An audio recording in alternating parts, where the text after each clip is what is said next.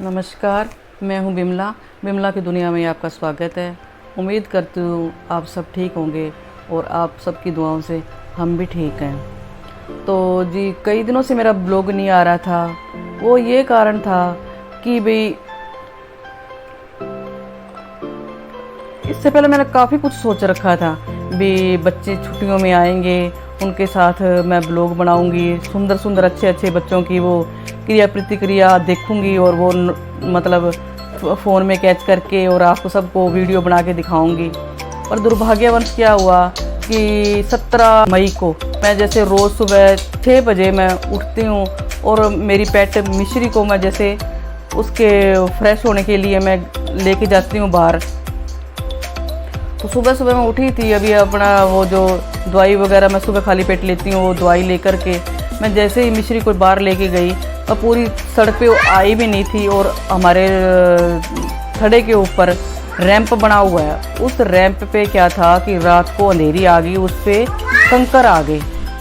मैंने कभी नोटिस नहीं किया चप्पल की तरफ, पर चप्पल घिसी थी, इस कारण एक पैर आगे और एक पैर पीछे हो गया और मैं ज़ोरदार आवाज़ के साथ नीचे गिर गई, जिसमें मेरे सर पे बहुत चोट आई। और जब देखा तो मेरा पैर टूट चुका था, नीचे वाला पंजा ना पूरा का पूरा फ्रैक्चर हो चुका था।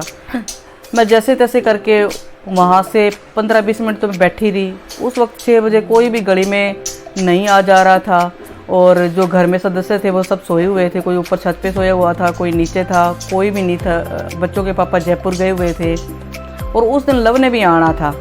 तो मेरे ये भी जल्दी थी, भी लव वगैरह आएंगे 10 बजे, तो इससे पहले मैं अपना काम कुम जो होता है वो कर लूँ। और इस जल्दी हड़बड़ाए के अंदर ना पता नहीं चला कैसे मेरा पैर फिसल गया और मेरा पैर फ्रैक्चर हो गया।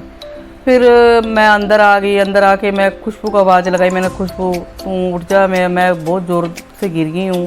तो वो भी बेचारी हड़बड़ा के उठी और फिर मैंने मतलब मेरे दर्द हो रहा है, मुझे बहुत सर में दर्द हो रहा है, मेरे पैर में दर्द है, पैर टिक नहीं रहा है, मतलब मैं चल नहीं पा रही हूँ। फिर इतने में अन्नू आ गई ऊपर से, मेरी बहू अन्नू।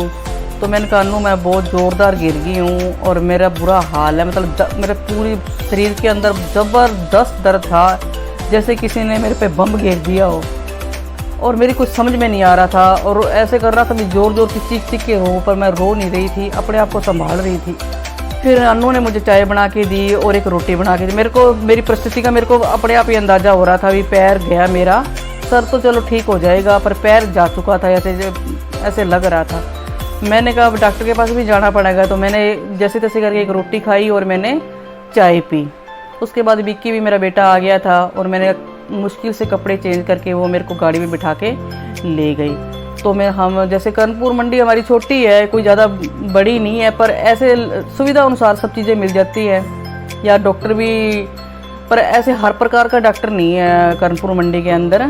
तो पहले सरकारी हॉस्पिटल में गए, वहाँ डॉक्टर से पूछा, डॉक्टर कहते या तो कोई ऐसी कोई सुविधा नहीं है भी जिससे आपका पता लगा सके भी पैर पे क्या हुआ है।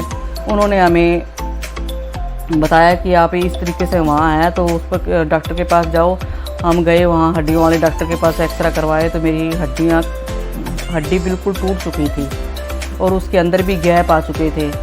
और फिर उसके अंदर वहाँ से वो एक्सरा करवाया, एक्सरे के बाद फिर मैं जैसे तैसे करके, मेरे को 2 जनों ने, बच्चे मेरे साथ गए थे, 2 जनों ने मेरे को पूरा उठा करके हड्डियों वाले डॉक्टर के पास ले गए जहाँ प्लास्टर होना था। उन्होंने भी देख के बताया कि प्लास्टर ही होगा, नहीं करोगे तो आपको ज़्यादा नुकसान होगा।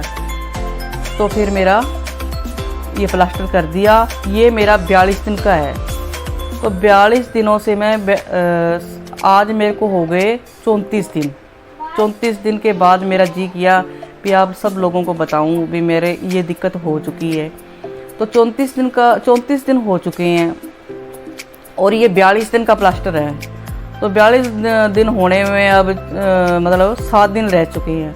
अब उसके बाद ये कंडीशन देखी जाएगी कि ये पैर धरती पे टिक रहा है कि नहीं है, कि वैसे ही है, और एक्सरा कराना पड़ेगा। 42 दिन के बाद पता चलेगा कि मैं ठीक भी हूँ या नहीं हूँ। अभी तो मैंने पूरा आराम किया है क्योंकि दोनों बहुएँ आई हुई थी, अन्नू भी है, आई हुई है, और ममता भी है। छुट्टियाँ हो रही है ना बच्चों की और जैसे टीचर्स की, तो आए हुए हैं सब लोग। तो ऐसे करके बता रही थी भी मेरे को, मैं बहुत काफ़ी दिक्कत में हूँ। तो 42 दिन के बाद मेरा पता चलेगा अभी मेरा पैर ठीक भी हुआ है कि नहीं हुआ है। नहीं हुआ तो फिर दोबारा से मेरे पट्टा होगा और मेरी दवाइयाँ चल रही हैं।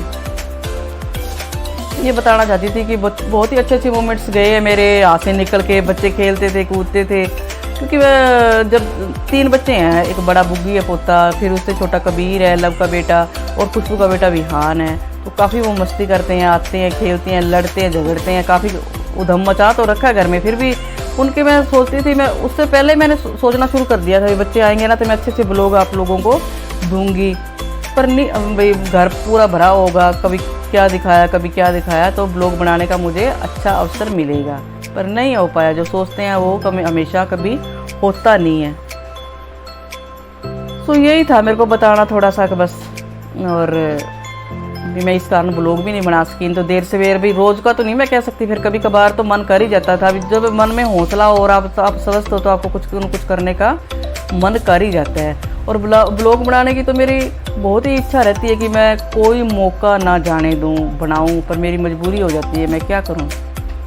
तो बस यही बताना था आपको कि मैं तो 34 दिन से बेड पे ही हूँ। इस बेड से मैं जा नहीं सकती। अगर वॉशरूम जाना है तो मुझे वो मेरे बच्चों ने वो बाकर भी मेरे को ला के दिया था, पर वो बाकर मेरे नहीं सही बैठ रहा। जैसे उस बाकर पे मैं गिर जाऊंगी, जैसे बाकर आगे जा रहा है और मैं पीछे रह रही हूँ। एक पैर उठा के ही कूद के ही जाना होता है। तो फिर मैंने चेयर का सहारा लिया है। चेयर से मैं जा रही हूँ वॉशरूम। और नहाने के लिए भी मैं 5 या 6 दिन के बाद नहा रही हूँ। रोज़ मैं नहा भी नहीं सकती कि ऐसे मन मर जाता है ना। बस एसी लगा हुआ है कमरे में तो इतनी गर्माइश नहीं होती, और पट्टे के अंदर भी इतना मतलब पसीना वगैरह नहीं आ रहा है। तो इस प्रकार से मेरी लाइफ चल रही है। तो बस यही बताना था जी आपको। और जब ठीक होंगी तो शायद कोई ब्लॉग मैं बनाऊंगी। अब तो फ़िलहाल तो मैं बेड पे ही हूँ और मेरे पैर में प्रॉब्लम है। तो ठीक है जी, इजाज़त दो, तब तक के लिए नमस्कार। और मेरी वीडियो को छोटी मोटी वीडियो आती है उसको लाइक करना, शेयर करना, सब्सक्राइब मेरे भाई बहन ज़रूर करना। तब तक के लिए नमस्कार।